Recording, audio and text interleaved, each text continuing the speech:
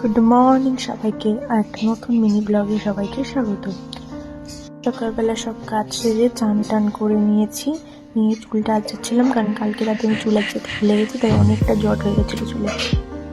তারপর দিয়ে নিলাম পুজো দেওয়ার পর আমি খেয়ে দিয়ে শুয়ে পড়েছিলাম। এবার সন্ধ্যাবেলা উঠে বই নিয়ে বসেছিলাম একটু, তারপরে রেডি হয়ে নিয়েছি কারণ একটু বেরোবো। যাচ্ছিলাম মুদিখানার দোকানে, কারণ কালকে ফর্দ দিয়ে এসছে, সেগুলো আনতে যাব। এসে গেছি, তারপরে সমস্ত জিনিসগুলো মিলিয়ে নেওয়া হচ্ছিল, সবকিছু ট্রলিতে তুলে দিয়েছি, কারণ ওই অত জিনিস তো বাইকে নিয়ে যাওয়া যাবে না। তারপর সমস্ত কিছু তুলে নিয়ে চলে যাচ্ছিলাম